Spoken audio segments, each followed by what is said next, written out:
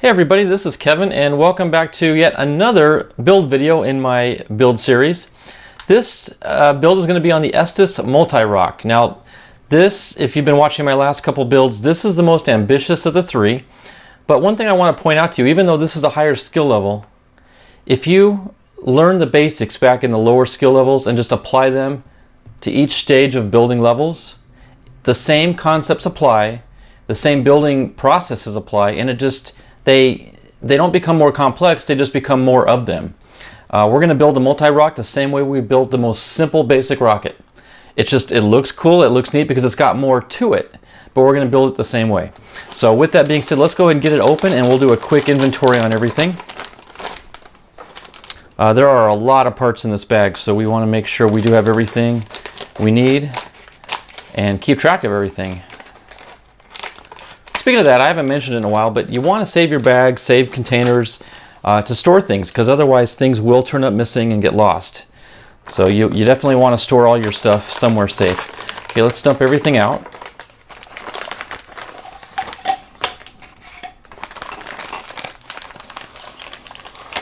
Okay, looks like we got a bunch of bags within bags. So keep the scissors handy and we'll just kind of dump things out haphazardly here initially, and then we'll go back and straighten things up. In fact, this bag here contains our parts list, so we're going to need this. All right.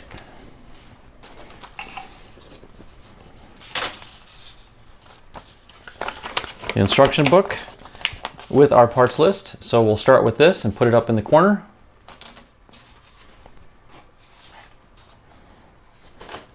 Okay, first thing we're looking for are two body tubes. We'll start with the short one first. We've got a 2 1/4 inch motor tube.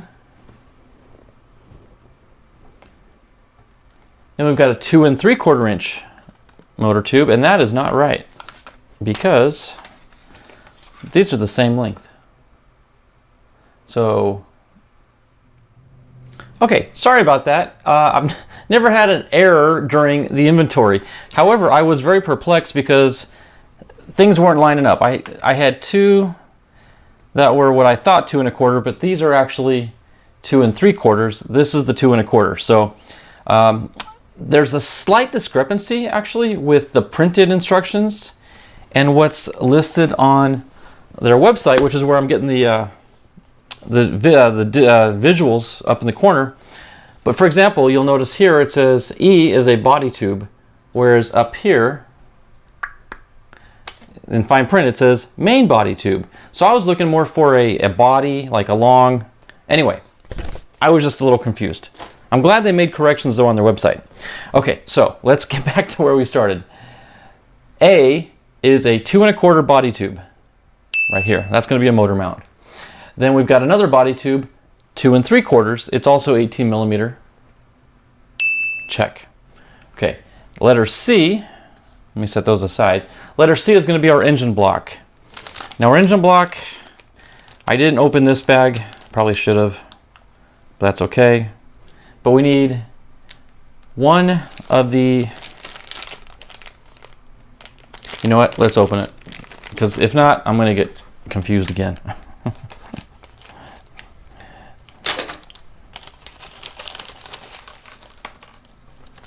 Okay, there it is. There's our itty bitty engine block right here. So this is letter C. Okay, we'll set that one right there. Then we've got 4 green centering rings, which are these guys here. Okay, we've got all 4 of them. Check. Okay, then we've got the main body tube, which they call it, which is going to be this guy here. It's the 2 3/4 inch, much wider diameter body tube. Check. Okay, now for fins, we're going to have letter F, which contains the 4 fins in this segment configuration. Check. Then we've got the long, skinny main body tube, which is this one right here. This is G.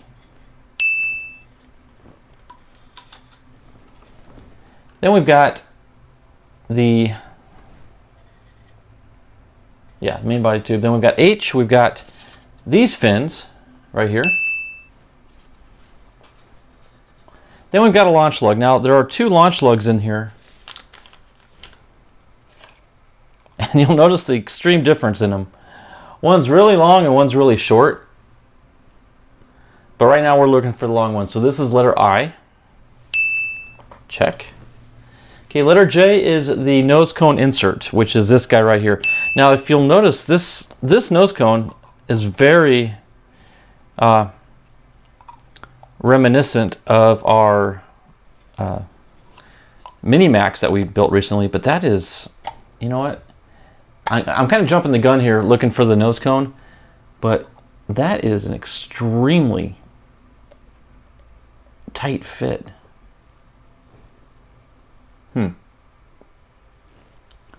Unless, I think I know what it is. I think I understand. Because this has a payload bay, if I'm not mistaken. So don't let that fool you. So we do have the nose cone insert, but it really shouldn't be called a nose cone insert because it's not going to go into the nose cone. Interesting. Okay, well, then we've got a spacer. Here's our spacer right here. Check. Then we've got our nose cone, which we've already been tinkering with a little bit. Then we've got another main body tube. It's a little shorter and a little fatter. I kind of wish the instructions actually gave dimensions so you could ensure that you've got the right parts. I mean, you basically just rely on the photos, but it wouldn't hurt to have some dimensions listed as well. Should have showed off the face card there while we had the chance, but we'll just set that back in the corner. Okay, last set of balsa sheets here. We've got what looks to be the glider parts. This is letters N, O, P, Q, R, and S. Then we've got a wooden dowel. Not much of a, in the diagram you can't really tell how long it is, but it's just a tiny thing, maybe an inch long. Yep, 1 inch long wooden dowel. Check. Tube coupler. Here's our red tube coupler. Okay, and then our other launch lug, which we definitely don't want to lose this guy. But we've got that launch lug. Check. And we've got letter W, our clay weight. This will go up into the nose cone for stability purposes for our CG. Check. Letter Y, we've got our shock cord. Looks to be 1/8 inch rubber elastic, but it's pretty long. This is a long one.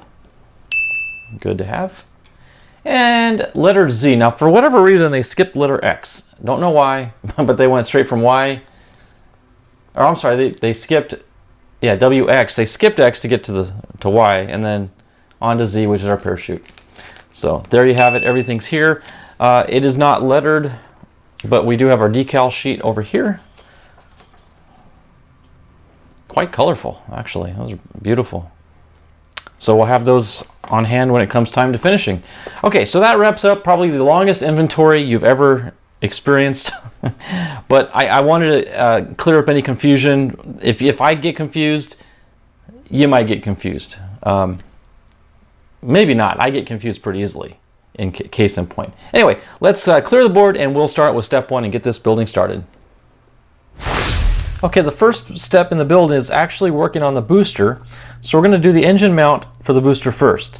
And what we need to do is take the 2 1/4 inch motor mount and measure 1/4 inch down from one side. So let's just take our ruler here and make a mark at a 1/4 inch location.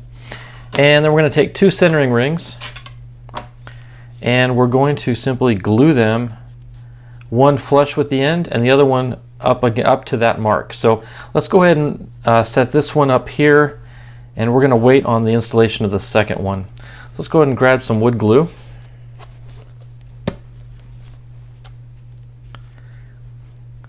And we're going to run a very light bead of glue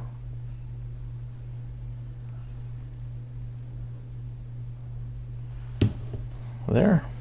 Slide it up to our mark. And I'm going to twist to kind of help spread the glue a little bit. And there we go. Okay.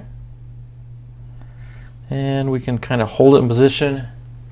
Sorry if I'm off frame there. And then I'm just going to kind of wipe this around and make a fillet.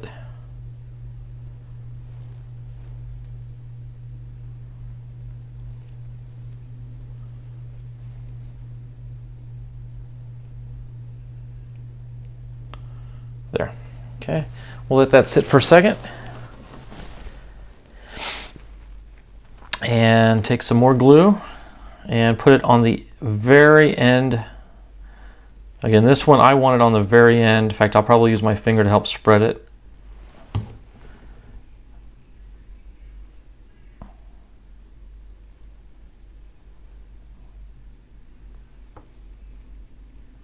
Okay. And we'll take our second centering ring and place it on the end and twist it until it's flush with the bottom. And then we can actually just use the bench, press it down, and we're flush. And while it's down, you know what, let's just go ahead and make our little fillet on this end as well.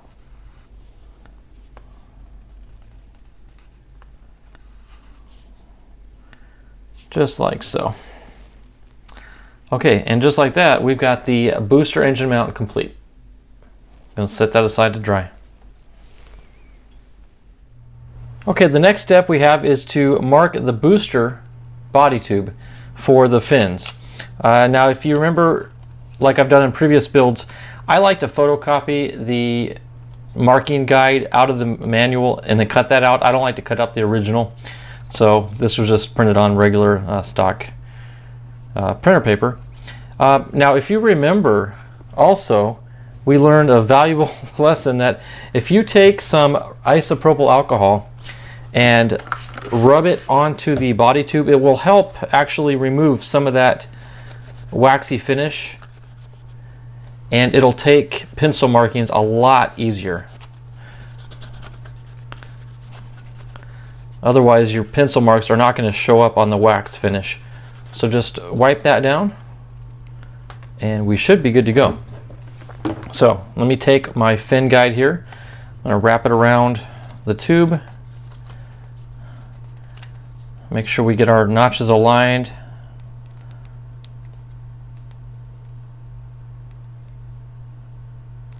There, just like that. And then I'm going to take a small piece of masking tape and hold them together. Now, because this can still twist and rotate, I want to take another piece of masking tape and just barely attach it to the cardboard as well. That prevents it from sliding or rotating on us. Okay, so then we just make our marks at the fin lines. Now I'm just going to make one mark and rely on the tube guide to extend it straight.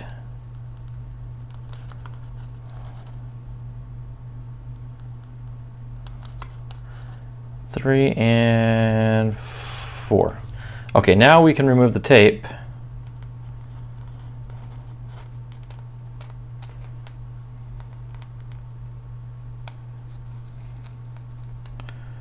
And slide the tube right off. And then we'll go to our marking guide and I'm just going to line my notches up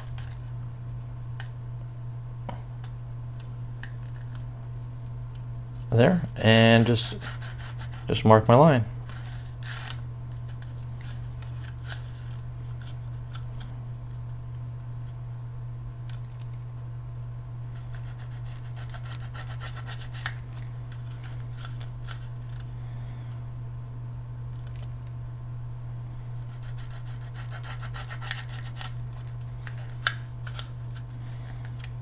Now I'm doing them a little bit extra hard because I know that before I glue the fins on, I'm actually going to sand this down a little bit. So I just want to make sure the pencil mark gets deep down into the fiber. Okay, so there we have it. Perfectly marked body tube. All right, now we're going to go ahead and get the fins out and start working on them and prepping them to glue onto the tube. Okay, now it's time to get the fins prepped before gluing them onto the body tube, and these are for the booster fins. Now I do want to mention that if you're going to if you're going to paint directly onto the wood and seal it with maybe a balsa sealer or wood sealer, you're going to want to sand this down very, very smooth before cutting it out. But I'm going to sheet these with the polystyrene plastic, so I'm not as concerned with the smoothness of the wood just yet. So I'm going to go ahead and cut them out, and you just take your X-Acto knife, cut through those little tabs. I'll do one and then I'll do the other off camera, and we'll come back to getting ready to sheet them.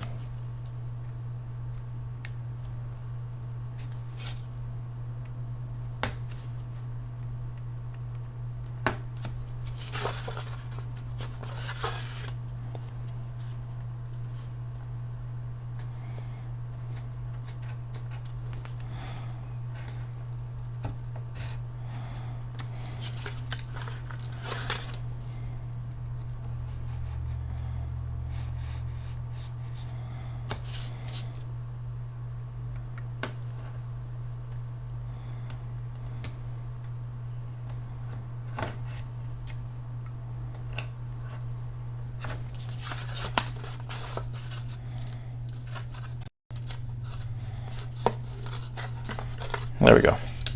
And you'll notice there are the little tabs, but we're going to sand those off later when they're all cut out and in unison together. Okay, we've got all 4 fins cut out of the template, and I'm just going to kind of align them as evenly as I can, considering those tabs stick out. Okay, that looks about perfect. Okay, I'm just going to take some 220 sandpaper, and I'm going to run it over the sandpaper till I can get those tabs worn down, and then get all 4 fins evenly sanded.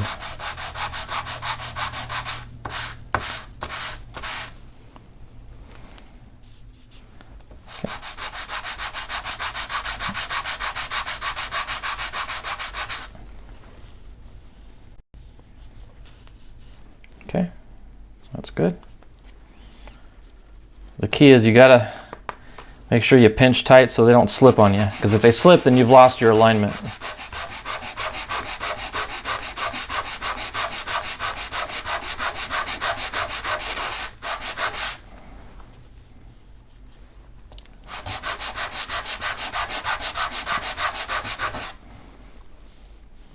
Okay.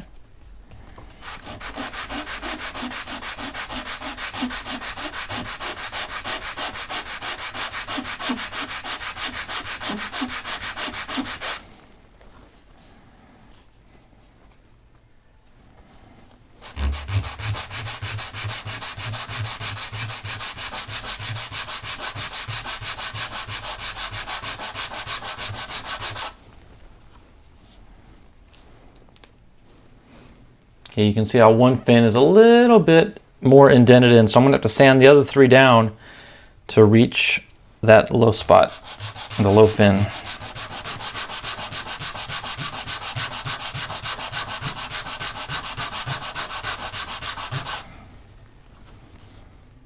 Okay, we're getting closer.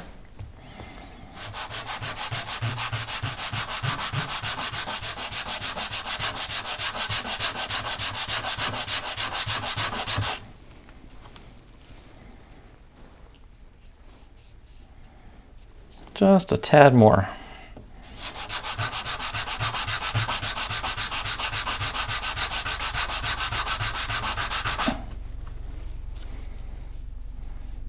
Okay, that feels good. Okay, all 4 sides feel flush. So we got 4 identical fins here. Now I want to set these aside while we prepare the sheeting to go onto these. Okay, the next thing we want to do now is to sheet the fins, and something I want to share with you. In recent builds, I've used the 0.010 inch polystyrene sheets, which is wonderful for sheeting. However, I got a comment in one of my videos recently from a gentleman who said that he's had trouble with this lifting off the surface of the wood over time. And it got me thinking, well, what can we do to better adhere this to the wood? So what I decided to do was, and I've already done it off camera, but I just took some 220 sandpaper and I just lightly scuffed the underside of the sheeting. And you can actually feel the difference. There's a little bit of roughness to it. and I think that's probably going to help create better adhesion to the wood with the epoxy. So I've already done that off camera. I'll just do one of these fins for demonstration, but all you do is take some, this is 30-minute epoxy. Just take your epoxy, which I've already got pre-mixed here, and spread it over the entire surface of the fin.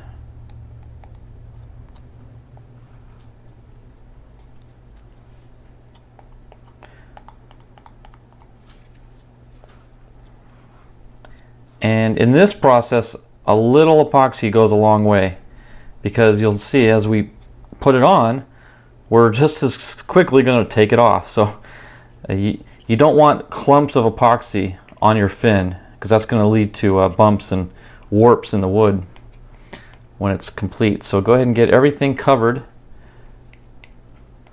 and then literally just with your popsicle stick sweep off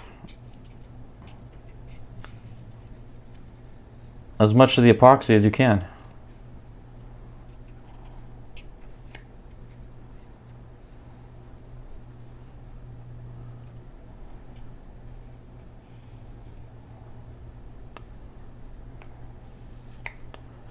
Just like so.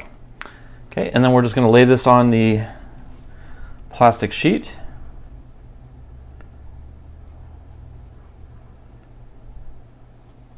Just like that. Now I'm going to do the rest of these three off camera, and we'll come back when they're dry and we'll cut them out of the plastic. Okay, now that I've got all 4 fins down on the plastic sheet, it's imperative that you really weigh it down with something strong. So what I want to show you is my technique. I take some wax paper and just lay it over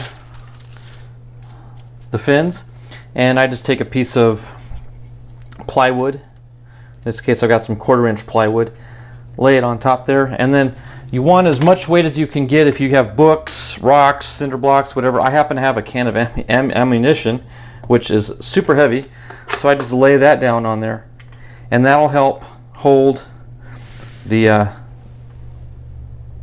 fins and the plastic as tightly together as possible. So I'm going to let this sit for about, well, an hour or so, and I'll let everything cure and set, and then we'll take it off and cut them out of the plastic. Okay, now that the booster fins have had sufficient time to dry under the weight, they're very well adhered to the plastic, and I'll just do one on camera to show you, but you need to trim them out, and you can actually use the fin itself as your guide. And you'll have to keep in mind, as you run the knife along the edge, you will at times encounter clumps of epoxy that may have been pressed out with the weight.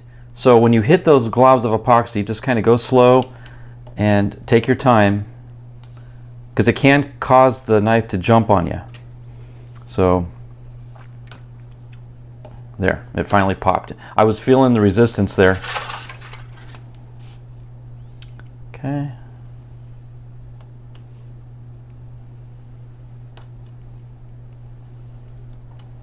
Okay, got that one.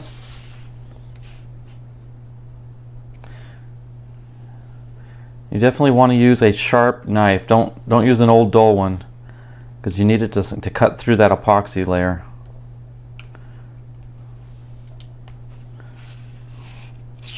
Let me just trim this off so I don't affect the other fins here.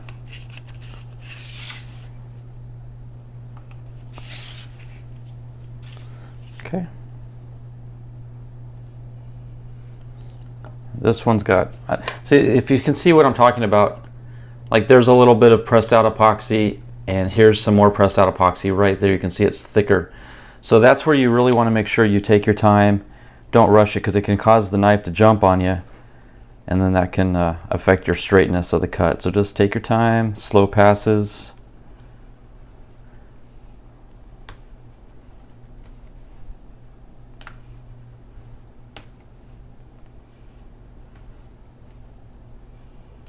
There we go. See, voila. That is an absolute perfect fin right there. So I'm going to do the remaining 3 off camera, And then I'm going to go ahead and sheet the other side the same way we did this side, and I'll cut those out. I won't spend time on camera doing those. But once I get them all done, we'll come back and we'll sand the leading edges, and then we'll apply these to the booster tube that we had made earlier. So, all right, we'll be back. Okay, so now we're ready to actually glue the fins onto the booster body tube, and I do want to show you a couple things I did off camera. Is I did sheet the other side of the fins, so I've got both sides completely done, and also I sanded the leading edges of the fins. Now on this particular model they only call for rounding the leading edge, and you can simply do that with some 220 and just slowly, methodically work each side over until you get a rounding effect, which you can hopefully see there if it'll focus. And that'll give you a little bit better performance aerodynamic wise, and you'll get higher altitudes. So got those done, and now it's time to glue the fins onto the body tube. One other thing I like to do also is scuff up with just some sandpaper just to the right side, actually the whole area, because we're going to put fillets on it too. But you want to scuff up the cardboard, but not so much that you erase the lines, just enough to scuff it up so the glue will take better. So let me do that real quick.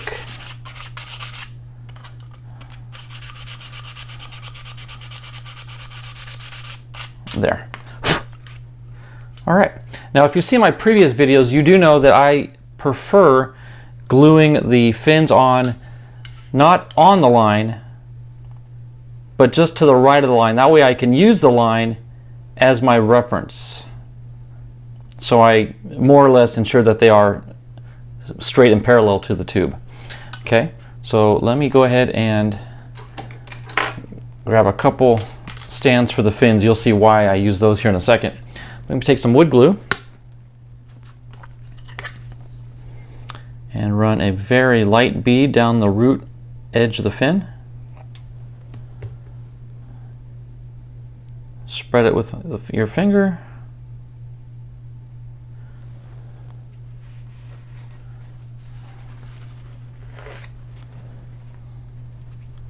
Okay. Go ahead and line it up to the right side of the line. And we want the bottom of the fin to be at the bottom of the tube. Lay it down in position. Roll it a little bit. And then remove it. And that's going to allow the glue to tack up on us. You want to wait about a minute or so, and that way when you reapply it, it'll hold its position. So while that's drying, we can go ahead and start the second fin.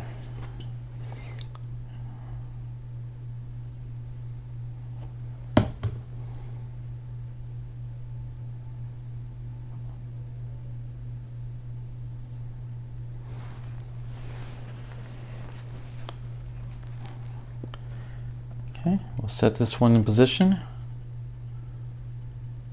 just to the right side of the line. Lay it down, roll it a little bit to spread the glue, and lift. Okay, now we've given enough time for the first fin to tack up, so we can go back to it and permanently lay it down in position. So again, at the base of the fin to the base of the tube, follow that reference line and go ahead and apply pressure, and it holds. You want to look at it from above, make sure that it's perpendicular to the tube, and it'll hold. Okay, now we can take a third fin. Same process.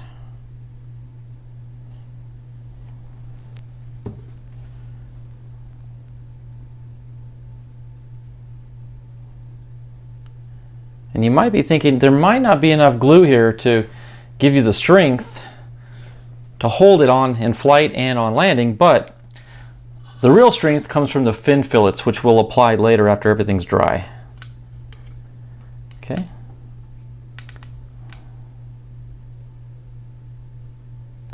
So just lay that in position.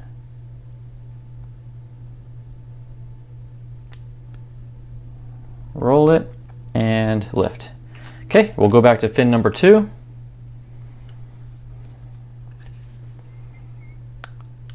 permanently attach it.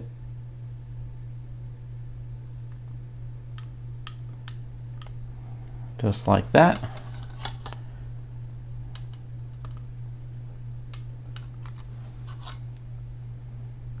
Perfect. Looks real good. Okay, and our final fin, number 4.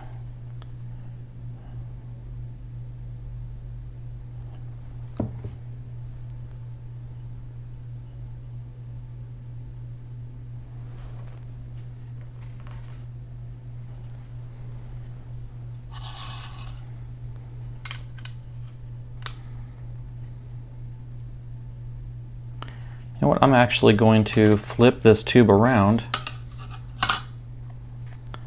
and do it the other way.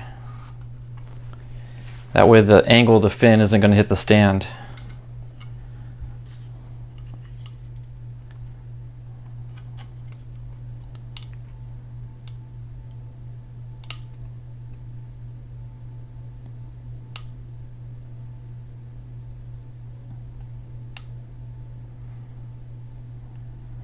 Okay, and we'll go back to number 3, get it laid down permanently.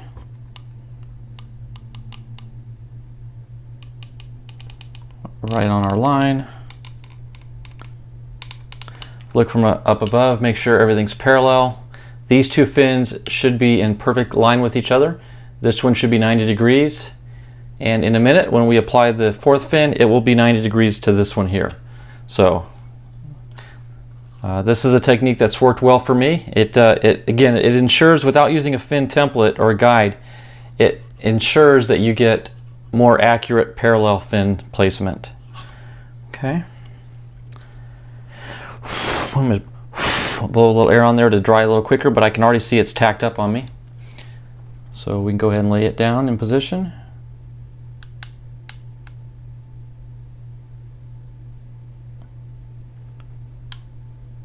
Like that. Press it into position.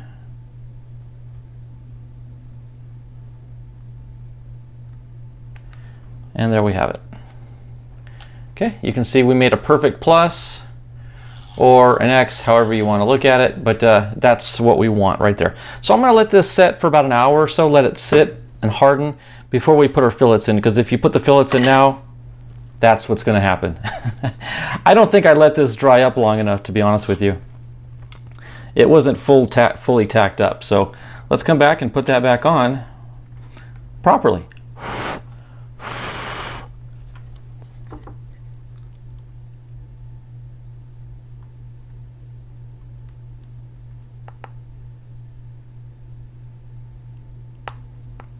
In a way, I'm kind of glad that happened, because it shows what happens if you do it, if you lay the fin down too soon.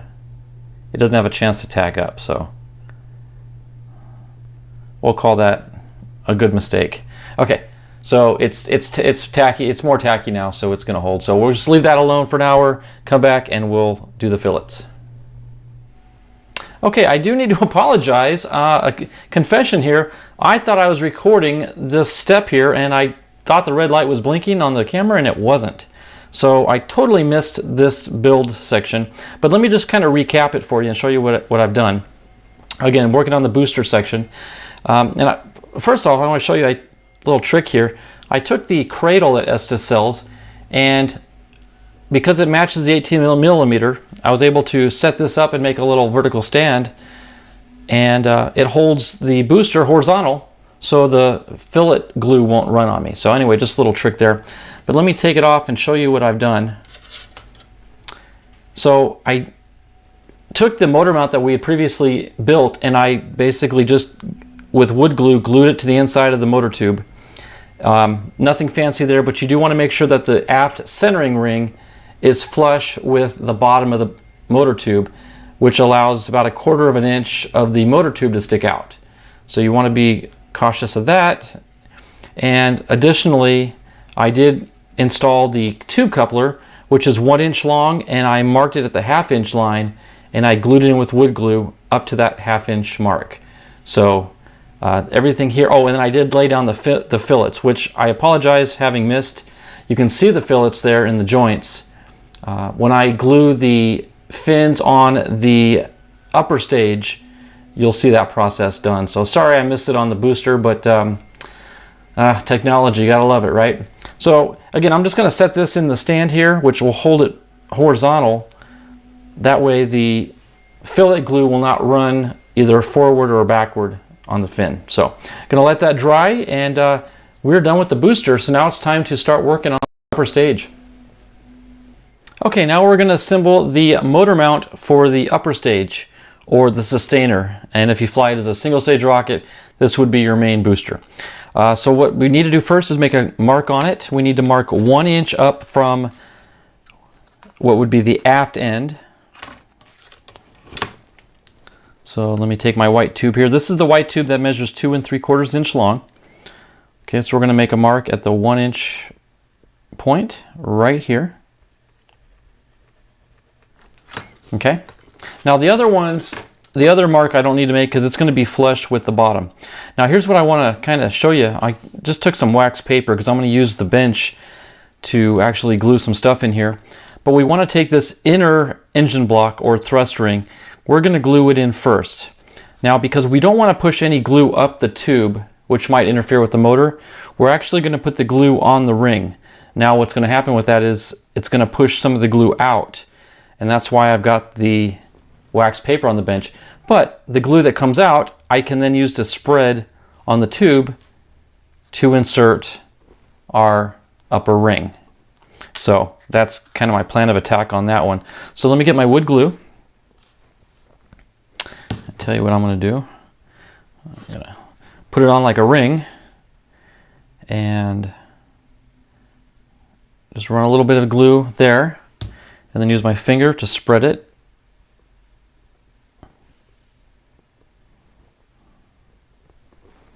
Sorry, I should be a little bit more aware of the camera.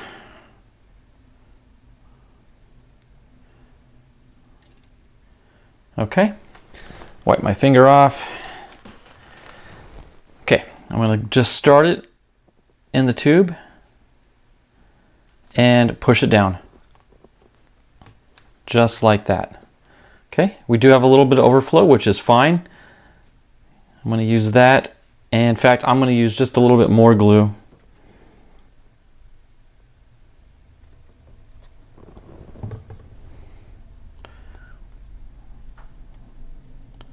To wrap around. Okay, then we'll take one of our green centering rings, set it over and do the same thing. Press it on the bench. Make it perfectly flush. Okay, gonna let that sit for a second to kind of catch so it doesn't slide on us. The wood glue will actually bond pretty quickly. It takes a while to cure, but it will actually dry pretty quick. So now I want to actually, I'm going to put the ring beyond that mark that we made, and I'm going to push the ring up to it and stop there. So I'm going to put the glue just, let me see, just on the back side here.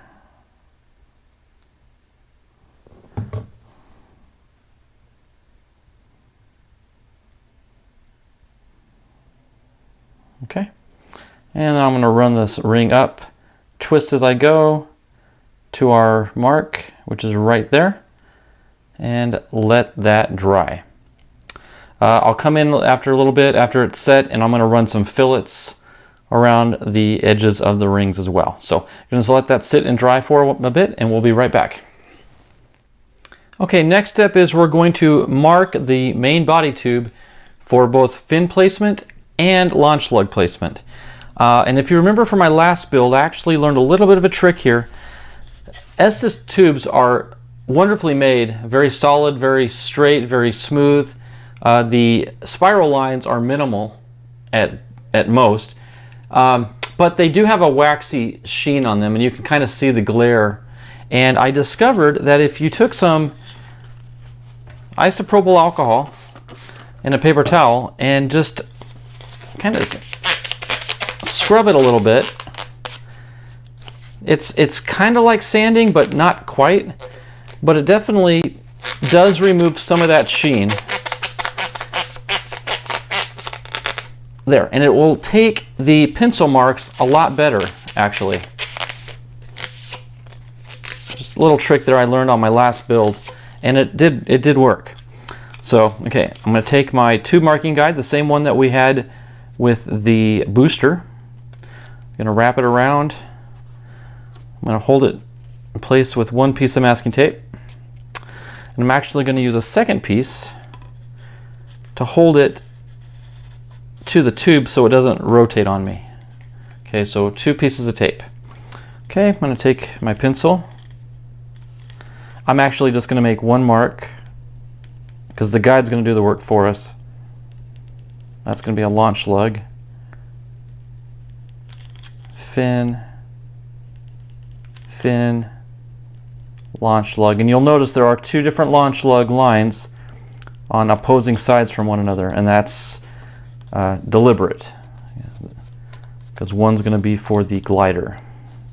Okay, so we can remove the tape and the guide. Well, actually that can just slide off at that point. Okay, then we can take my Estes tube marking guide. If you don't have one of these, you can use a door frame, a piece of angle iron, anything that'll hold a straight line on a tube. But just going to draw some lines down the length of the tube.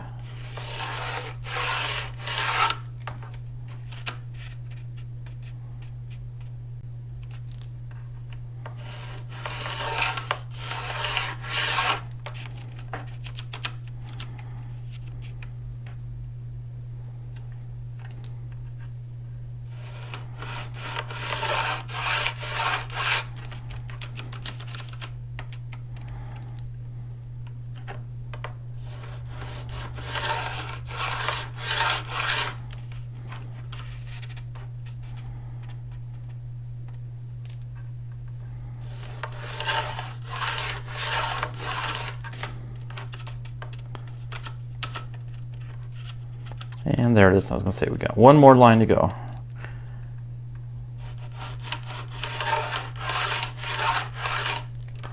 Okay, that should do it. Yep, they're all there. So you can see the lines show up much better. They're not fully dark, but it's almost impossible to lay down a mark on that glossy sheen. So excellent marks. We will now begin with the fin preparation.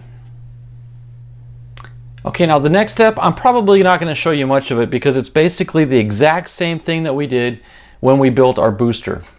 The fins are actually a little bit smaller, but same basic shape. We're going to set them up the same way. We're going to sheet them with the polystyrene plastic in the same manner we did as before with the epoxy.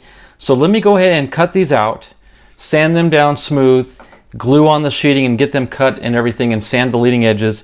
And then we'll come back and apply these to our body tube, which we just marked in the last step. So let me get that done and we'll come right back. Okay, the next step I'm going to do a little bit out of order, and I'll tell you why. I did happen to finish the fins. I want to show those off to you. We got all 4 fins sheeted with the polystyrene, and I got the leading edges rounded. See if I can show those on camera. So that's all done, and these are ready to glue on. However, before we glue these onto the body tube, I want to glue the motor tube in first. And the reason being is, as you slide this in and work the stick to get the glue where you want it, the fins might be in the way a little bit. So I just want to go ahead and get this tube in first, and then we'll go and glue the fins on the body tube. So I'm just going to swap up those 2 steps real quick. Okay, so let me take some wood glue, and I'm going to use just a Q-tip here. And I'm going to run a bead of glue. Let me scoop up some of this, what I just spilled here. Run a bead of glue around the inside. Let me put just a little bit more. Now, one thing to keep in mind is as we push the tube up into the body tube, the glue's going to catch rather quickly. So actually that's why I'm using more glue, because it'll act as a lubricant and it won't dry quite as quickly, so we can get it to our 1/4 inch mark. So okay, I want to get that started. Now I'm going to apply some more glue.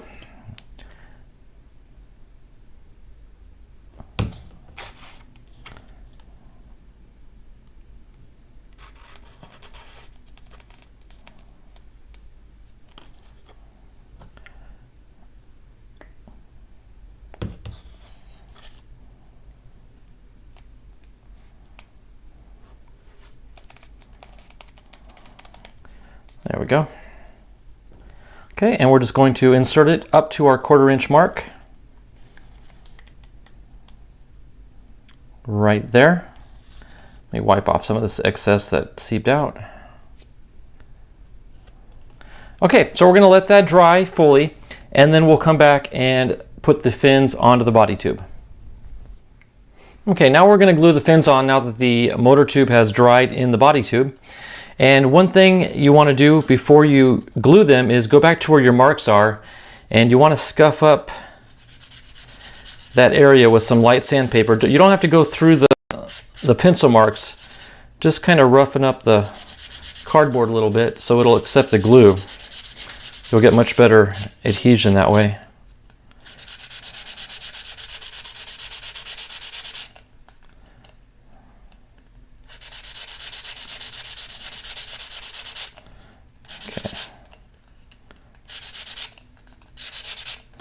And if you notice, I'm focusing more so on the right side of the line than on the line itself, because we're actually going to glue the fins to the right of the line, so we can use the line as a reference as opposed to trying to put the fin directly on it and guess which is parallel. We're just going to keep the line to the edge of the fin. Okay, so let me grab the first fin here. Okay, I'm going to run a very fine bead of glue down the fin, and with our finger just lightly spread it. And if you've seen any of my videos previously, you know that I like to place the fin down in position and then remove it so it can tack up on me. Okay, so let's just start with this one. We're going to line the fin up at the base, set it in position, roll it a little bit, and remove. Okay, we're going to set that aside to dry for about a minute. Now while that's drying, we can go ahead and prepare our other fin, number 2. So we'll run a bead down that one, right along the root edge.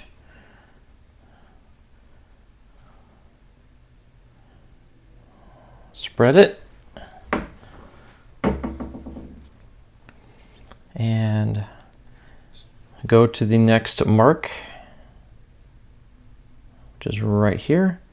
Set it down, position, roll it slightly, and remove. Okay, now enough time for that first fin to set up. So now we can take our first fin, line it back up into position, and since the glue's tacky, it will hold the fin in position.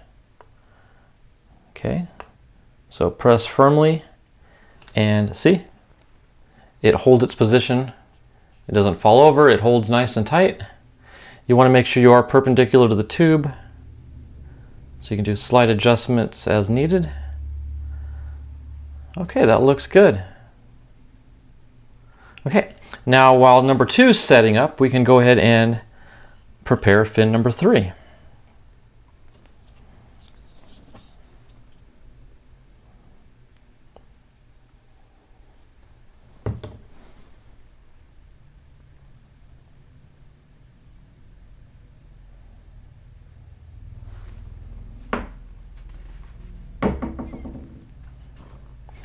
Okay, and that one's going to be perpendicular to fin number 1,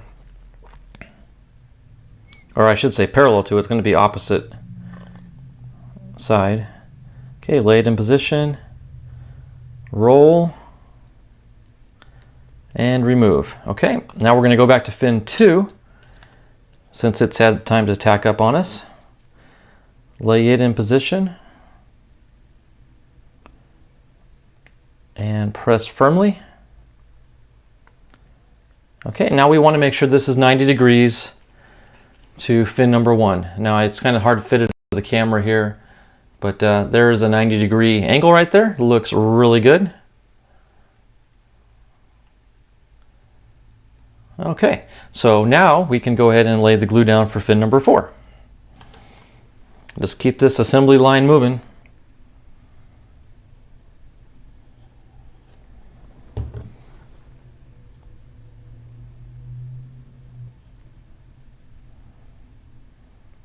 Okay.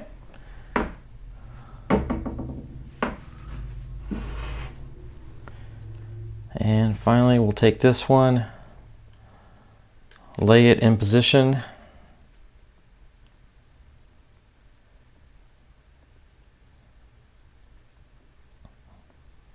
Roll and release. Okay. Now we'll go back to fin 3, lay it in position.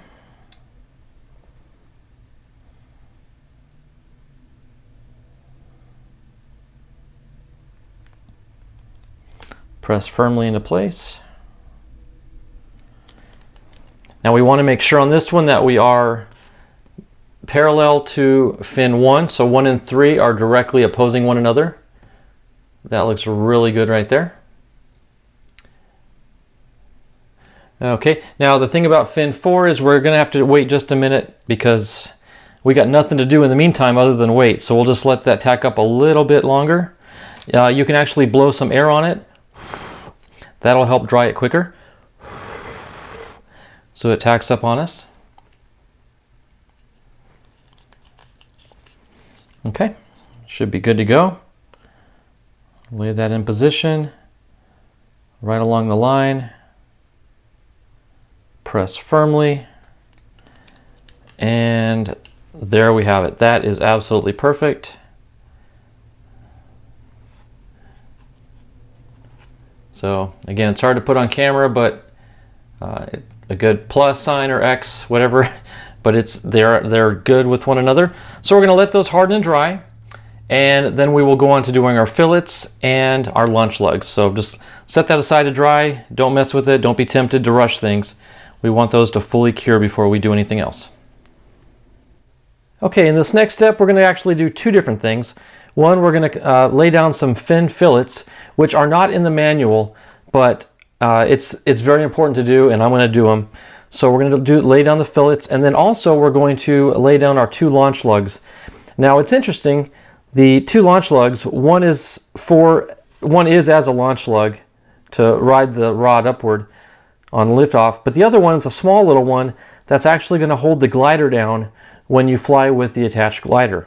And that's going to be on the opposite side of the launch lug. So we're going to glue these down a little bit later. Tell you what I'm going to do though, just for the sake of helping balance this, I'm going to take the nose cone and insert it into the tube up here just to give me some nose weight, so the rocket will sit flat on the stand and not want to tip backwards, because that's going to mess with us as we try to lay down our fillets. We may need to make a couple marks first for the launch lugs. So the first one is the main one, and this is going to be 3.5 inches up from the base of the tube. So let me go ahead and lay down our ruler.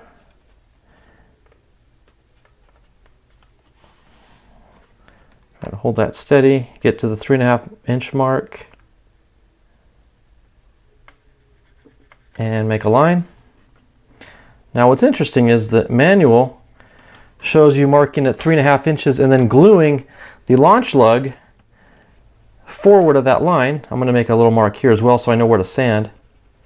But what's interesting is on the other side, it tells you to make a mark at 6 3/4 inch,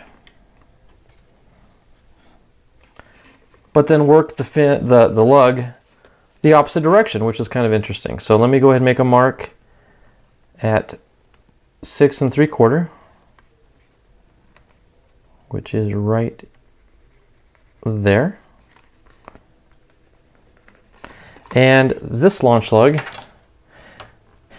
was it about 1/2 inch, 3/8 of an inch?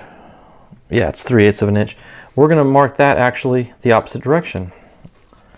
So let me flip this around, set it in position, and make a little mark there. Okay, so those are going to be our launch lug positions. I'm not going to glue those on until after we lay down our fillets. So let's go ahead and get the fillets done. One additional preparation step I want to take is I'm going to wrap one band of masking tape around just ahead of the leading edge of the fins. Whoop.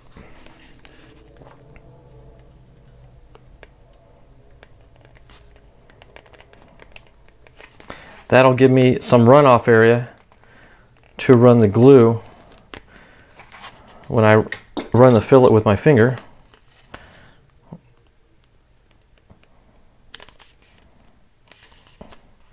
There we go. Okay, that way I can drag the glue onto the tape. Okay. I don't want to drag the glue backwards because then it's more than likely going to drip onto our motor mount and kind of mess that area up. So we're going to drag the glue forward. Okay, so with that, I'm just going to take my wood glue, and it doesn't take much. Just a little bead about halfway down. And then you're just going to drag it with your finger.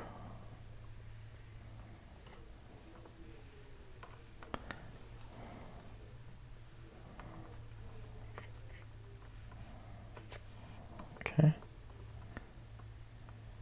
There, just like that. Come to this side, do the same thing. And you risk, if you put too much glue on it, you're risking leaving little overflow lines up on the fin or on the body tube itself. So you really need to be careful and not overdo it with the glue. And I'm already putting a little bit too much glue on for my liking. So I'm going to try to tame it down a little bit on these next two.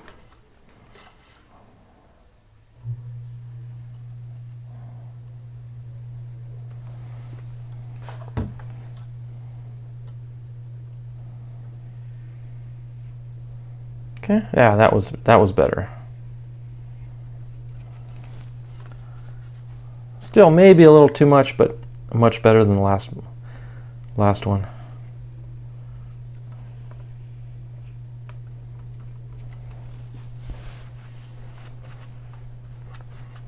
And then I will tell you, when all is said and done, we're probably going to have to go over this with a wet Q-tip to help clean off a little residual that's caught up against the tape.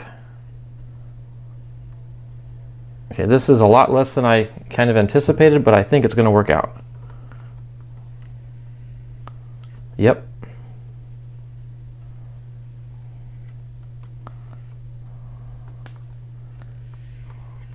Okay, that was better. And we're going to have one set to go after that. By the way, I'm off camera here, but you always want to keep a paper towel next to you that you can wipe your fingers off every time you run your fingers down the glue joint.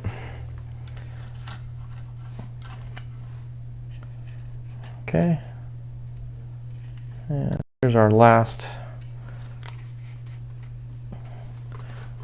set of fins.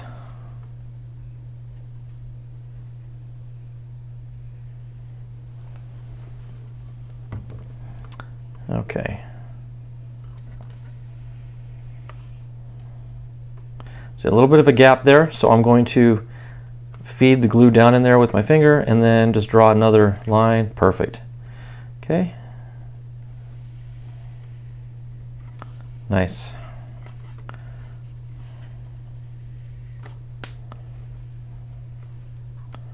Okay. Okay, now we can go ahead and take our tape off, and that'll reveal a little bit of residue that we are going to have to remove with some Q-tips. Okay.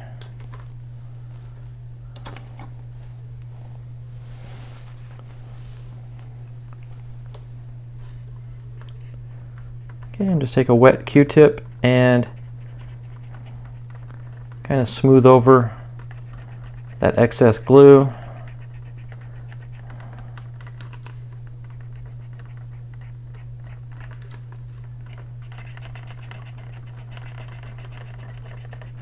You want to do this fairly quickly after you remove the tape because the glue does start to tack up and harden pretty quickly.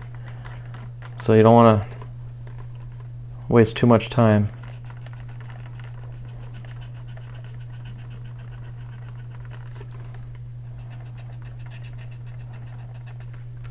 Yeah, I think that about does it. Okay. All right, now we can go ahead and work on our two lugs. So let's find the long one here, and like I did earlier with the fins, I'm going to scuff up the cardboard just a little bit to the right of the line. And remember, we're going to mount the lugs right of the line, just like we did with the fins, to keep everything in alignment. Okay.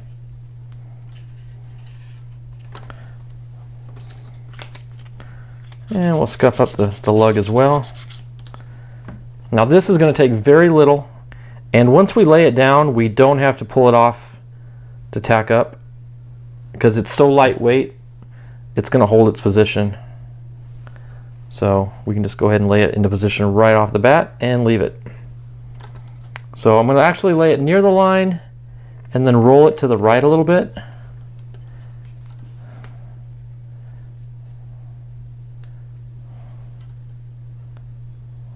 Yeah, like so. And we will come back and put some fillets down on this later as well. So you want to get behind, either in front of or behind, and eyeball down the length of the tube. And this is why when you lay down your mark lines on the tube, you want to run at least your launch lugs clear down to the nose at the full length of the tube. That way you can eyeball the, see, I don't know if you can see that on camera too well, but you can follow it all the way down the length of the tube. Okay, and then we're going to do the little, see if I can do this and not make a mess. Let me get the little one.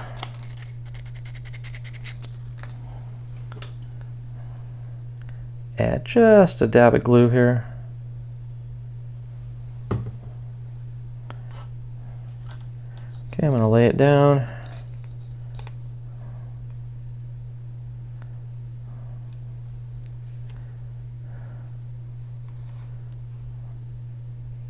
Set it just to the right side of the line.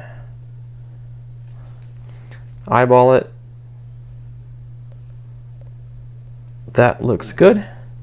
Okay, so now I've got all the fillets in and the lugs on.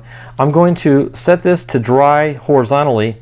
That way I don't get any glue flowing forward or backward on the tube itself. So I'm going to let that tack up and dry, and then I'll come back and do the fillets on the launch lugs. Okay, while the fillets and the lugs are drying, I'm going to go ahead and work on the payload bay.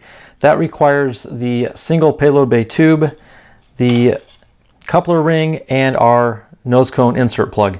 Now I am going to do a little bit out of order according to the directions.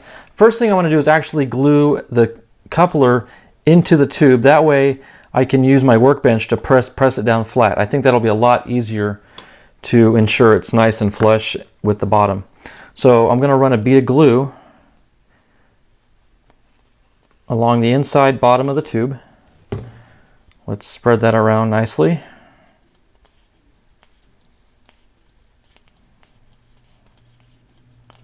Okay, I'm going to take my coupler, get it started, and then press it down on some wax paper. There we go, flush on the bench. Now it's perfectly flush, absolutely flush. And we got a little bit of a fillet up in the front there. You can kind of see that bead of glue. So that ensures we are flush on the coupler. So let that set up for just a minute or so. And then I'm going to use some different glue. I'm going to take some plastic cement and glue the insert up into that cardboard right there. So just do a quick dry fit. Yeah, that's going to work out nicely. Okay, so I'm going to take some traditional Testors plastic cement.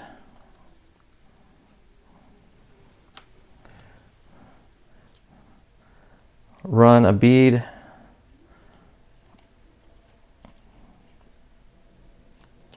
there we go.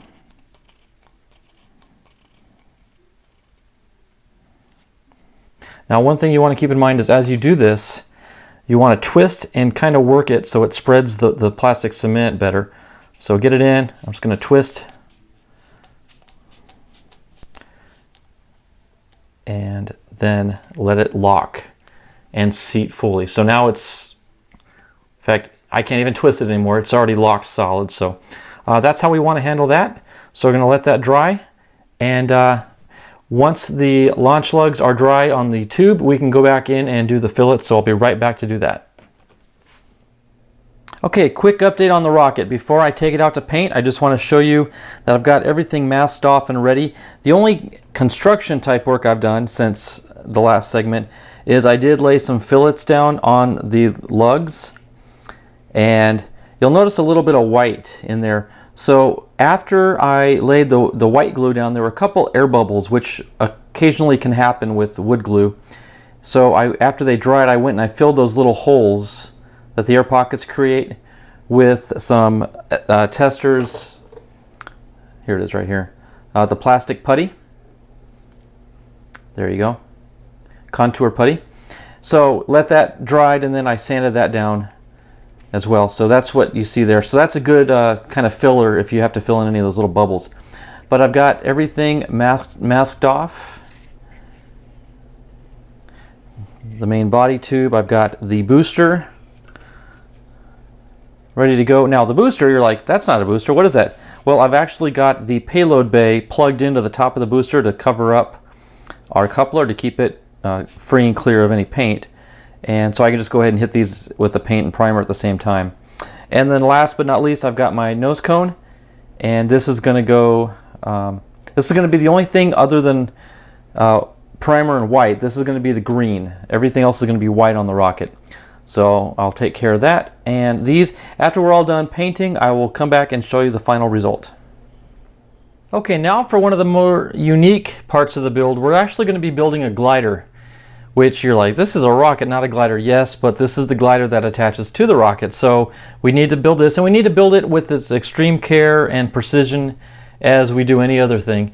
Especially this though, because this is going to be a standalone glider released at apogee, and in order for it to fly and glide nicely, things have got to be pretty exact and precise. So that being said, let's go ahead and sand it down just to kind of smooth everything out. Now I will be finishing this a little bit differently than I normally do my rockets. I normally will sheet my balsa with either paper or polystyrene sheets, but in this case we're just going to build it as a wooden model and primer it and use the primer as our sealant, and then we'll just sand it and go from there until we can get a nice smooth finish on it. So we do want to start with as smooth a finish as we can get to start out with here on the balsa. So just get it sanded as well as you can.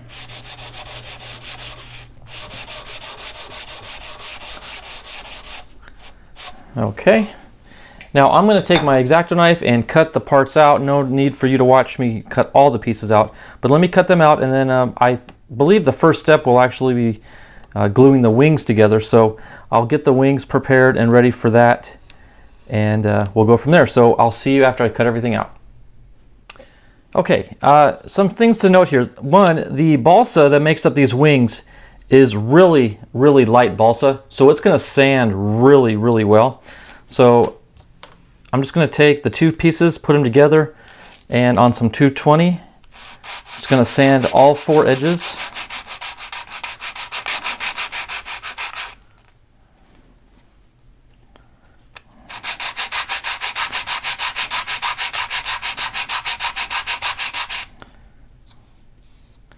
Get them all nice and even. And at a minimum, you want to at least sand off those little tabs that were holding them in the sheet.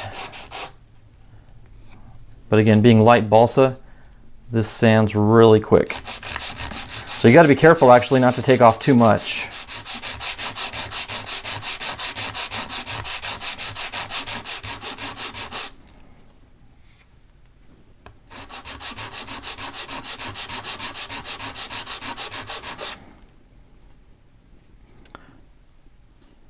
Okay, a little bit more here on the end. There we go. Nice. Okay, the next thing we want to do is we want to round the leading edges. Now the leading edges are obviously what you would consider the tapered portion, the tapered front end of the of each wing. So you want to just take some 220 and very gently kind of sand over to curve. You don't want to snap. You don't want to snap it in half. So you just do this very gently. Okay. Let me finish these up. Get them as precise as possible, and then we'll come back and I'll show you my little jigs that I made up here, and we'll go ahead and glue them up. Okay, very similar to the way we attach our fins to our rocket body. We're going to do the same thing with these. We're going to run a bead of glue, touch them, let them tack up, and then reattach them. And let me also show you, the kit comes with these little square balsa sheets, and these are to be your dihedral adjusters at the tips. So which, in other words, you want to set your wingtip on top of that, and at that height, that's the correct angle for the wing dihedral. So what I did was I just taped those down to some plastic blocks that I have to keep them upright and vertical on the bench. Okay, so we're going to use those here in a second. Let me go ahead and take some wood glue.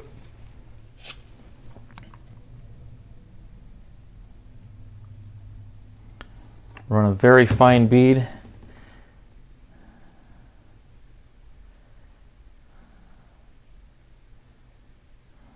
Okay.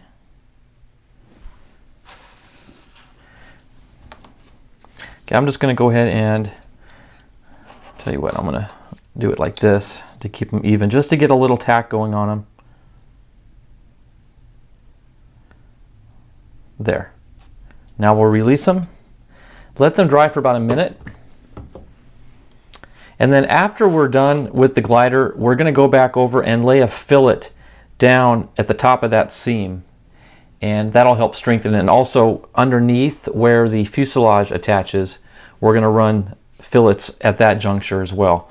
So it's going to be beefed up by the fillets, but this initial gluing is what's going to give us our adhesion and correct dihedral. Okay, so let me go ahead and set this one down at that angle, and I'm going to set this up against it, glue it, and then set this at that tip. There. Okay. Let me twist it just a little bit so it looks a little better. Okay, so now we got the correct dihedral. We're going to let that sit and dry for a little bit, and then we'll probably run a fillet down the middle just to help give it some strength before we glue it to the fuselage. Okay, while we've got the wing drying and setting up, we can go ahead and attack the fuselage now. Now, one thing I did do is, and you'll see in the instructions, it's actually you're sandwiching this center piece here between these two outer halves. So it's going to look something kind of like this. That's just a rough look at what it's going to look like. But you're just making a sandwich out of that center piece. Now you'll notice in the back there that leaves a little groove. That's where your vertical fin's going to go. So what I did was I marked where we want to avoid putting glue.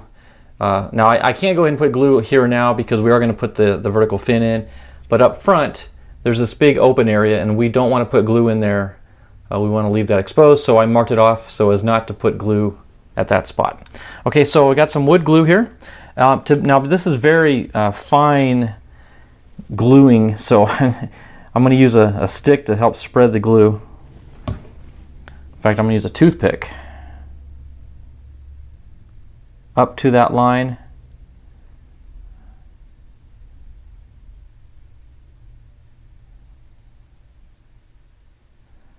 And to the nose. Okay. And then we'll drag it down the length of the fuselage.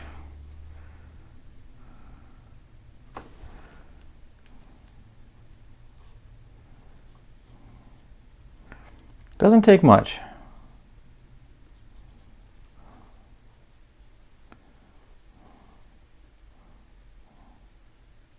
In fact, I'm going to stop at that line for now just to keep things a little simpler. I'm not trying to do too much at once here. Okay. So I can lay that piece down, get our centerpiece, and lay it up against that line there. We want to get it flush at the top. We do want the bottom open, or at least sticking down. That's where your launch lug post is going to attach. So we'll go ahead and press things into position. You can slide a little bit if you need to. Do it while it's still wet, because once it dries, game over.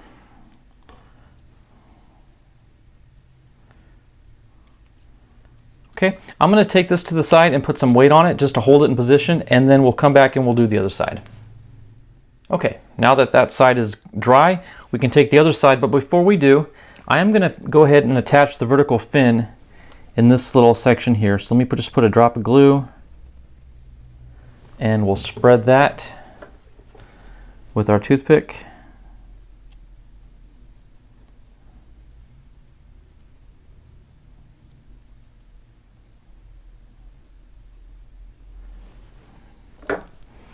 Okay, and you want the tapered portion of your vertical fin facing backwards. It's counterintuitive. It's the opposite of what you think it would be, but it actually tapers rearward. And I'm going to use the horizontal stab just as a leveling piece to hold the vertical fin flat while we glue this in. It just gives me a little something to support it with. So I'm just going to line up the bottom there. Okay, let that sit. Now we'll come back to this piece and we'll go ahead and lay our glue down just like we did on the other side.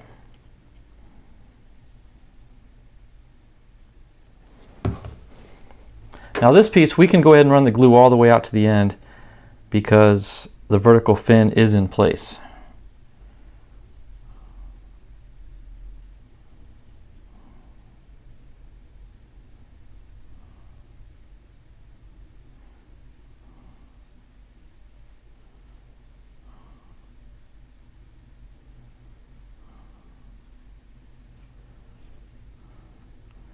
Might have gotten just a tad too much glue on here, but that's okay, we can wipe it off.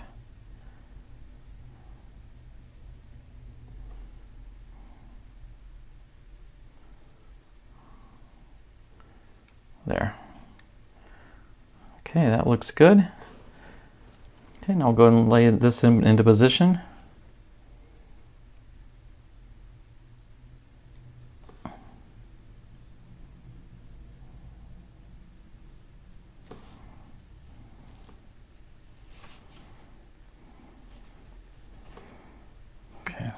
Pick it up and take a look at it, see if everything's even.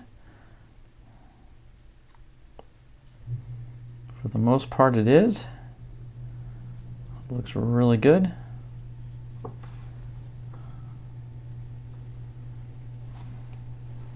Let's work on the back just a little bit. There we go. And we will sand all this to be flush once both sides are completely dry. Okay, so now that we got that in and we got the vertical fin sandwiched in between, I'm going to lay it back down, and using the horizontal stab as support, we're going to put some weight on this again and just hold it down flat until everything is dry. Okay, this next step is pretty straightforward, but let me show you what we got so far. The fuselage is completely dry. I don't know how well I can get it on camera. I did sand the nose flush and level, same with the back end, and I also sanded the wing saddle a little bit to tweak the angle so the wing will sit perpendicular to the fuselage. Same on the bottom, I did sand the bottom to get it flush as well, so everything is good there. I did, after I took the wing out, I did add another layer of wood glue to fill in that gap a little bit and let that dry.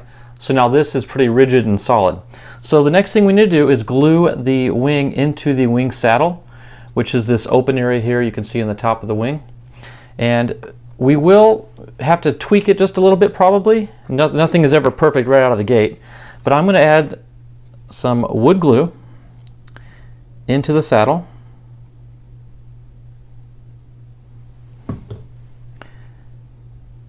Spread it with my finger. Okay. Now I did leave it kind of thick because we want some working time with this, so we can adjust and play with it.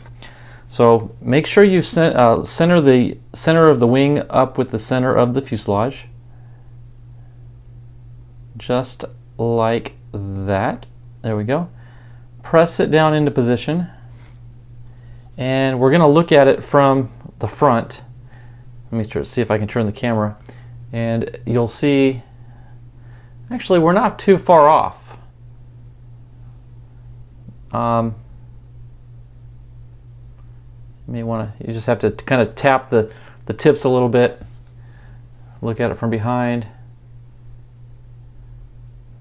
Yeah, so I'm gonna slightly adjust it a little bit, and then once it dries, we'll glue the horizontal stab on the tail to be parallel with the wing. So I'm gonna let that set up and dry, and yeah, looking good, looking like a little airplane is what it's looking like.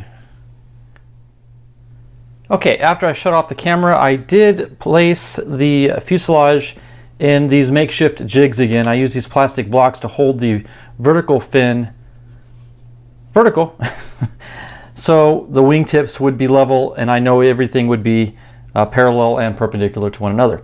So the wing saddle is now dry, so I can remove the fuselage, and I'm now going to glue the the horizontal fin or stab on top. And once I do that, I'm going to then again invert it and use the jigs to hold everything upright and straight. So we can go ahead and, oh, and I didn't show you this, but I did round off the leading edges on this as well. So just so you know, that was done. Okay, so we'll take our wood glue and we'll apply it to the tabs just a little bit, and then we can actually spread it with, I'll grab a toothpick here. Oh, got a little runaway here. Okay. Okay, this is going to be a little too much, so I'm going to drag quite a bit of this off. In fact, let me switch over to a Q-tip and absorb some of this glue. There. Clean things up a little bit. Okay, now we'll take our vertical fin and we'll lay it into position.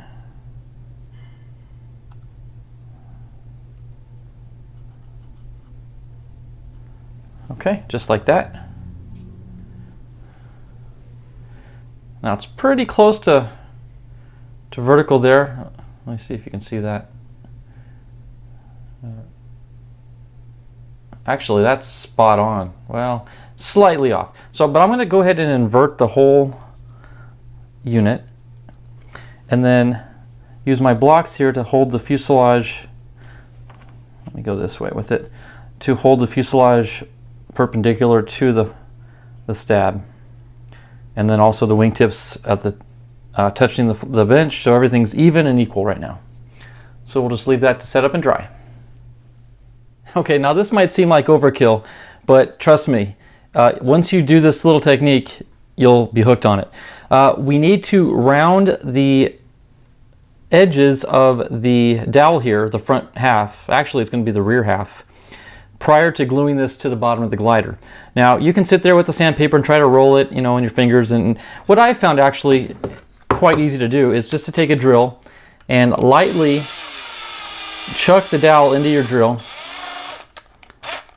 You don't want to go so tight that you indent it with the teeth. But then just take some sandpaper and spin it with the drill running, and you'll come up with a nice smooth front end of the dowel.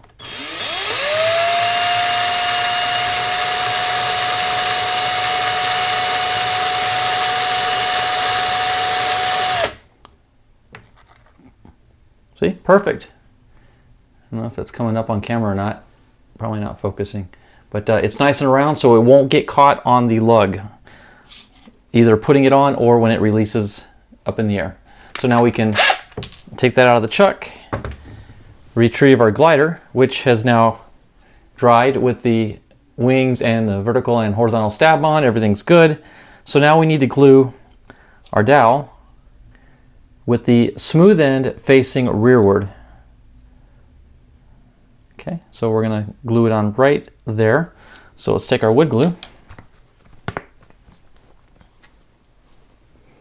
put just a dab right on the little front end there, that little post, and make sure we got the right end here. Lay that in position. It's kind of like lining up the launch lugs. You want to eyeball it from the front, make sure it's in line with the rest of the fuselage.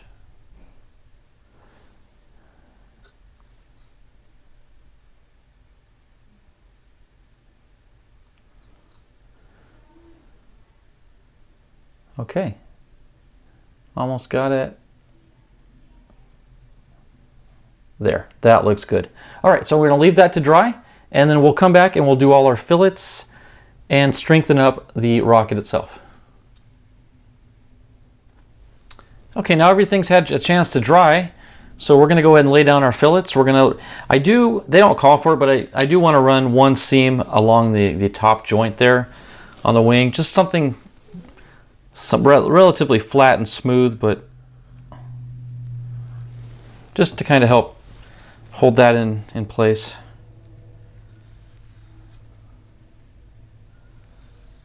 There we go. That'll help out just a little bit. All right, now we'll flip it over, and we want to run a fillet inside the post on both sides. That's actually just going to take a dab. Actually, we're going to wipe most of that off, I think. Okay. And then under the wings, it's going to take a little bit more than that. There we go.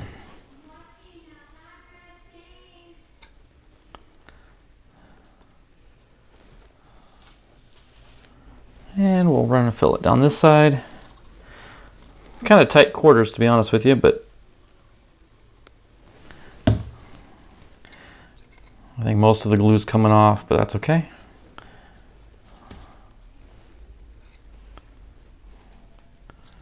Okay, now we want to do the horizontal stab. I'll tell you what, I'm actually going to do it going forward, that way nothing ends up on the back of the fin.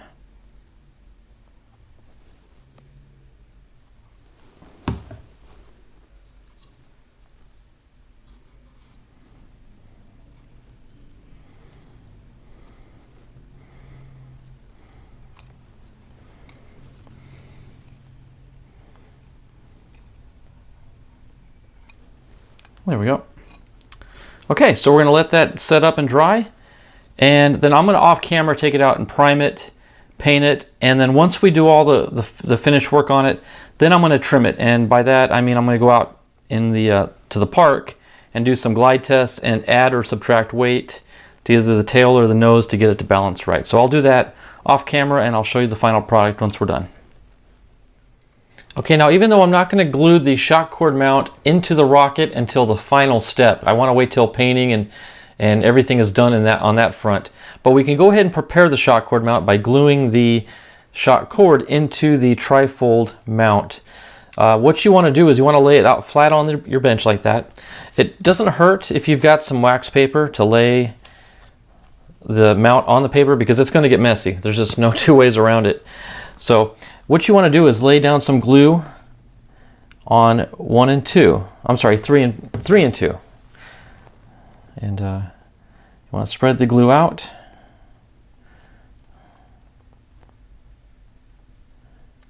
Okay, now the glue's going to kind of moisten the paper, so the paper's going to get kind of mushy on you, so just kind of be ready for that. Now when I run my shock cord, I don't like to lay it down straight. I like to put it at an angle. That way, when I fold it, it's not folding over itself as much, and it won't be as thick. Okay, so there, I've laid it on 3 and 2. I'm going to go ahead and now put a dab on 1.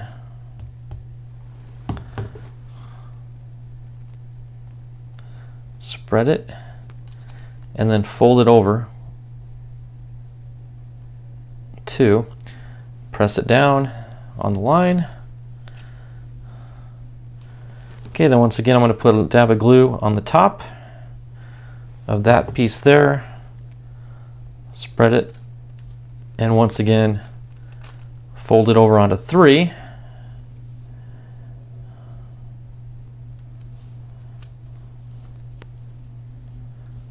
And there we have it. You want to press out any glue that might be trapped inside, just kind of squeegee it out there as best you can. And if you want to put weight on it, do whatever you want to flatten it as much as you can. You want this as flat and as low profile as possible, so when the parachute ejects out the tube, there's minimal resistance from the shock cord mount. So I'm going to place this under some weights, get it flat, and then it'll be ready to mount in the body once the body's all done. The rocket is in paint right now, so I will do a reveal to you once the paint's done, and then we can go ahead and do the decals. Okay, as you can see, the painting on the rocket is complete. We did all the primering. In fact, I did 2 coats of primer.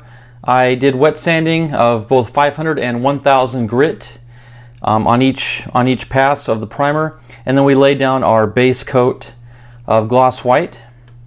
And the nose cone is green. I don't recall the exact color, but we did lay down the green. That's the only non-white part that is on the rocket. But we are going to lay down the decals now. And now there are 4 decals per fin set.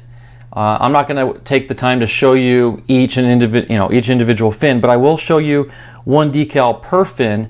The larger Multi-Roc decal will go on the booster, just like so. The smaller one will go on the sustainer or upper stage. And then there's a single stripe that will wrap around the base of our payload bay.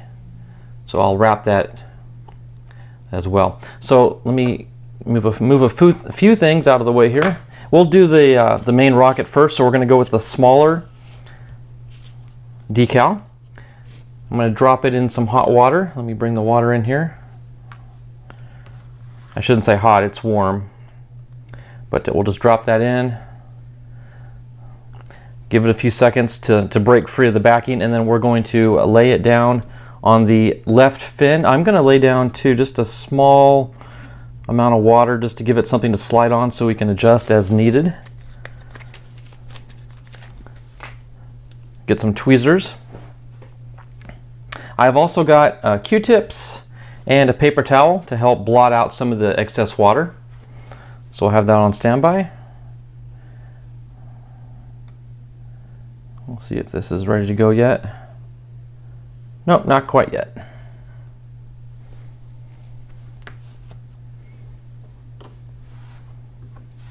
And I will tell you this, when it comes to the painting on the actual paint, I did 1 light coat just to make it tacky, and then I did a medium coat to give full coverage, and then I did a full wet coat. So technically there are 3 coats on here, and that was sufficient. And once I get the decals on, I will go ahead and clear coat it as well, but I'll discuss that a little bit later. Almost there. It looks like it's breaking free. Let me soak it just a little bit more.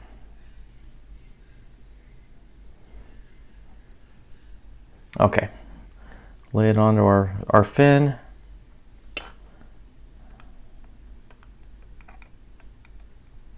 See if I can't pull that out from underneath. Like so. Then we want to position it.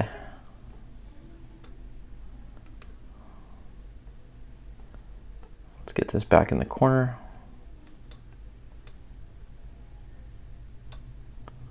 Like that. Then we'll take our Q-tip and just kind of from the center out press. That will press any water, air, anything that's trapped under the decal.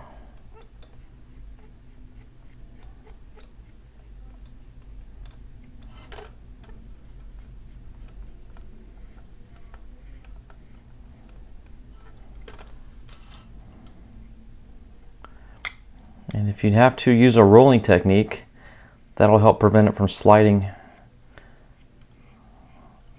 out of position. Okay, now I'm going to take my paper towel and just kind of blot out as much moisture as I can get.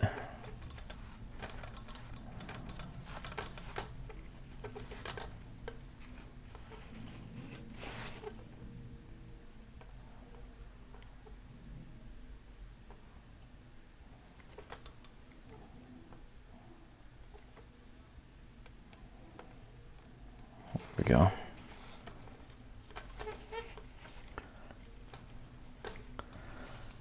Okay, I'm going to go ahead and drop the booster fin decal in, get that soaking while I kind of finish this off as we're almost done.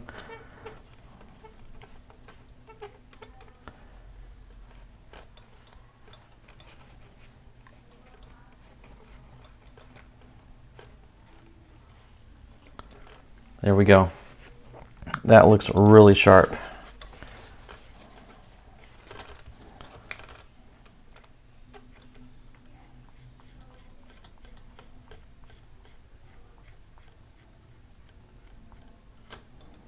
Okay. That looks really good. Okay, so we're going to set this aside and we'll bring in a booster.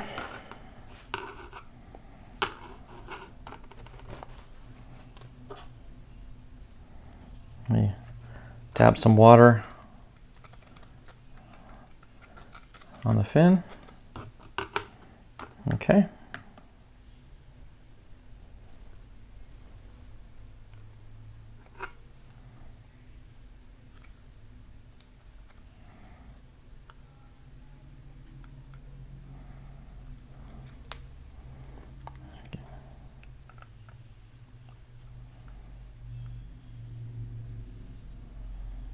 There we go.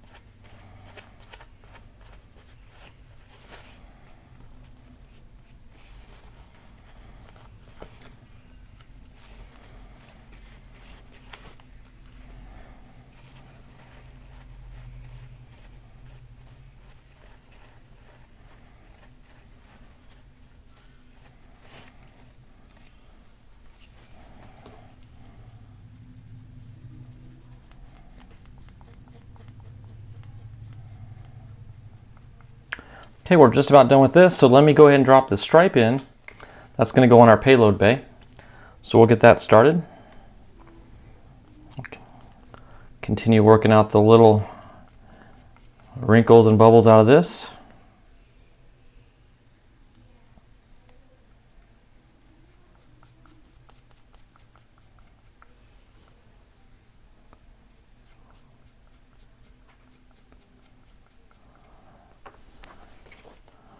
All right, beautiful. Okay, so we'll set that aside. Now we're going to come to our payload bay and we're going to wrap it just above the shoulder, which this would be the bottom of the payload bay with the nose cone up in this portion here. Okay, so let's see if it's broken free yet. Yep, it's good to go.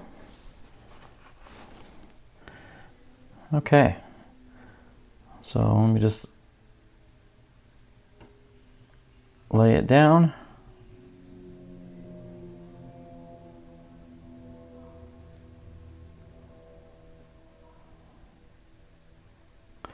I'm not going to put it right on the edge. I'm going to give a little bit of white spacing, maybe a 32nd of an inch or so.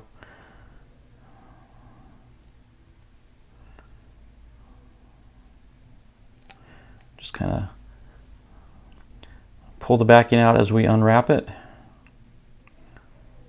And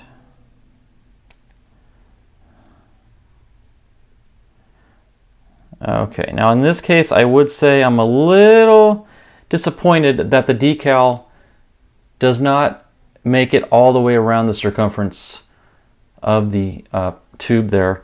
I mean, I realize that you've got, layers of primer and paint, but they should account for that, and I would expect them to give you a little bit of overlap. So I'm not sure quite how I'll address that, if I want to go in and maybe do a little touch-up paint to fill in that gap, or just leave it as is.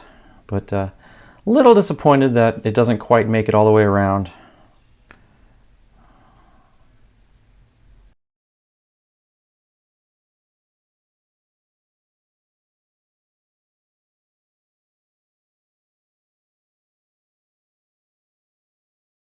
Well, you know what? I'm stretching it. I think, okay, here's what I'm learning. As it's softening the material, it is a little pliable and can stretch. And it looks like if I pinch it, it will pinch and seal that joint.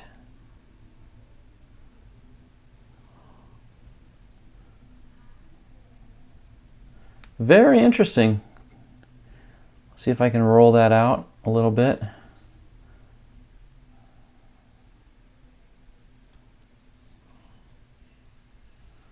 Okay, I think the problem is solved.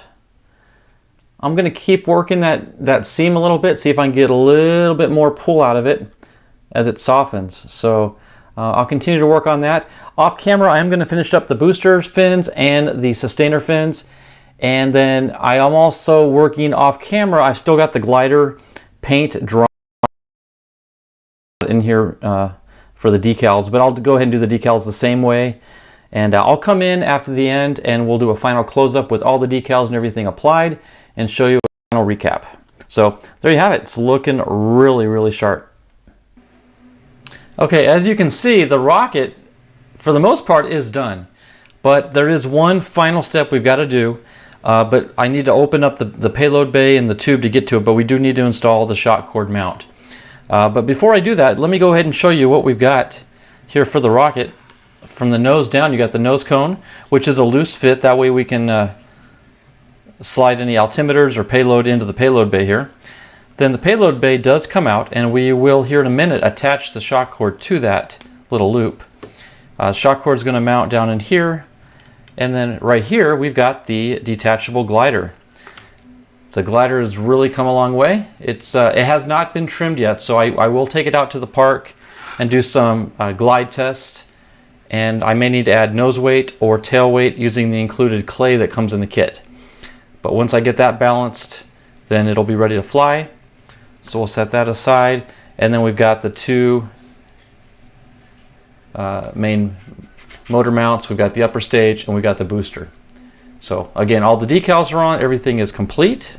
I'm just going to leave the booster off for now to keep things simple. But let's go ahead and install our shock cord mount.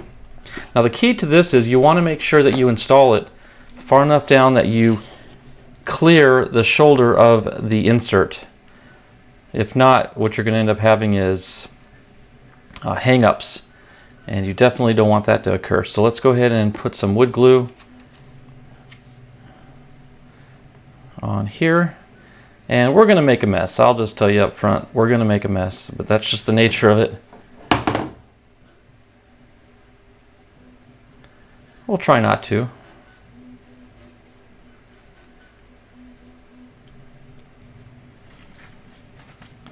Okay. So again, we want to push this far down enough that at least this far right here. Okay, so we'll go ahead and drop this in.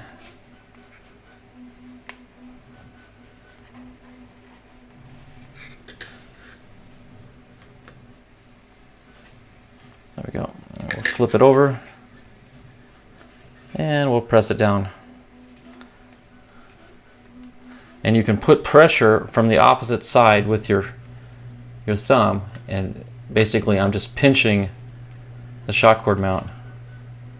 Yeah, that's plenty deep enough.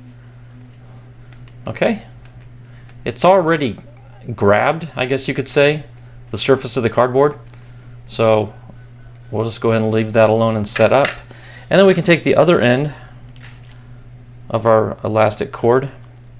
Let me take my nose cone off, and we just simply tie it to this loop on the plastic insert.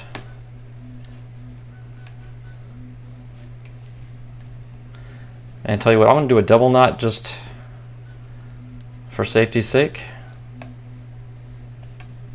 Whoop. Ah, now that's interesting. Okay, well, there you go. So that's a lesson. Don't over tighten these things. They can snap. So we just lost about 1.5 inches. Not the worst thing in the world, but we definitely don't want to do that again. Okay.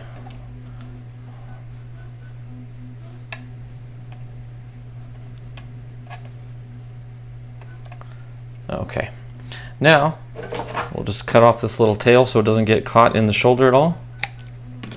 And we want to take a little bit of wood glue.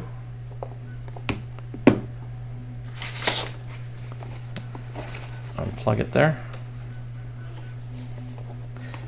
And you just want to put a little dab on the knot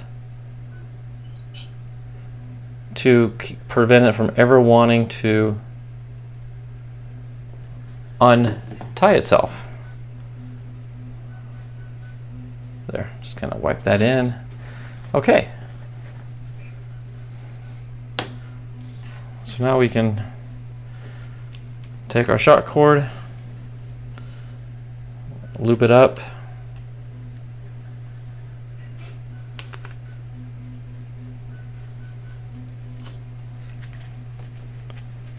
shove it down the tube.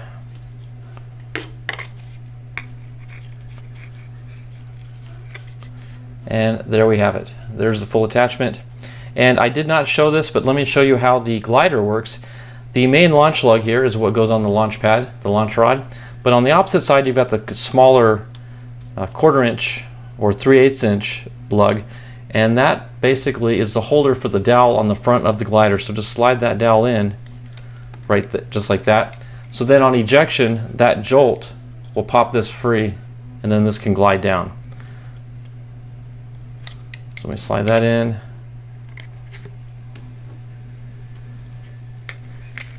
And there we have it. There is the completed Estes Multi-Roc. I hope you enjoyed the build. I sure enjoyed building it for you. Hope you enjoyed watching. And next we're going to take it out to the pad and we're going to do some launches and see how it performs in the air. Thanks everybody for watching. God bless, and we will see you on the next build. 5, 4, 3, 2, 1.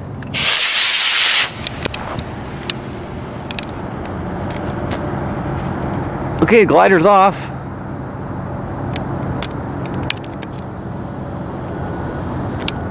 It's kind of falling. Or flying, I should say. It's down and the rocket is right there. Not a bad little flight, actually. I'm pretty impressed. Good deal. Let's go get it.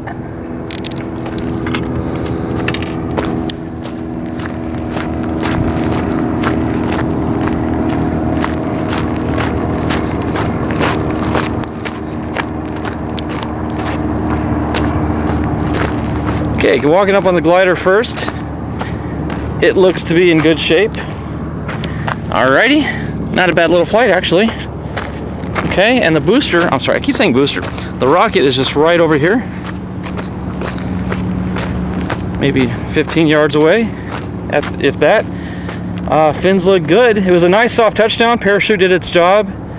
Excellent. Maiden flight on the Estes Multi-Roc. 5, 4, 3, 2, 1. Perfect. Perfect staging. And the chute's out. Okay, I'm keeping my eye on the booster. I see the booster. Okay, now let me track the rocket. If I can find it, there it is. Is that it? No.